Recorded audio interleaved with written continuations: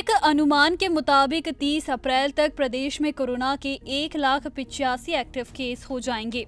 तब तक 651 ton oxygen की जरूरत पड़ेगी।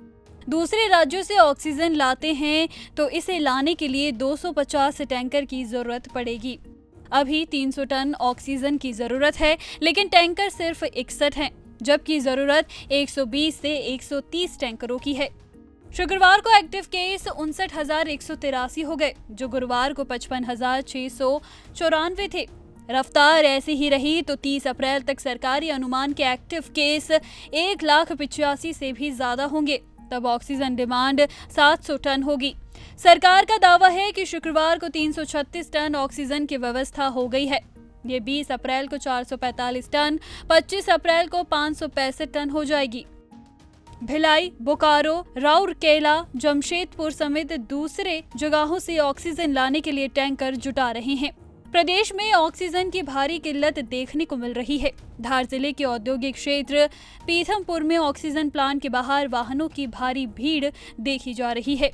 लोग 40 घंटों से कतारों में खड़े हैं। यहाँ भारी संख्या में पुलिस फोर्स लगाई गई है। साथ ही प्रशासनिक अधिकारी हालात पर नजर बनाए हुए हैं। एसडीएम सलोनी सिडाना का कहना है कि किसी भी प्रकार की कालाबाजारी नहीं हो, इसके लिए लगातार नजर बनाए हुए हैं। इंदौर से तकरीबन 40 किलोमीटर दूर पीथमपुर औद्योगिक क्षेत्र में इनर्ट कंपनी में ऑक्सीजन का निर्माण किया जाता है। चौतरफा मांग बढ़ने से कंपनी पर काफी दबाव आ गया है। कई लोग कई दिनों से कंपनी के बाहर ही डेरा डाले हुए हैं। कंपनी रोजाना 10,000 किलो लीटर ऑक्सीजन सप्लाई करती है। अकेले इंदौर को ही 3 से 4,000 किलो ऑक्सीजन सप्लाई होती है। इंदौर के साथ ही भोपाल, खंडवा, बुरहानपुर, झाबुआ और अन्य शहरों को भी यहां से ऑक्सीजन सप्लाई करवाई जा रही है।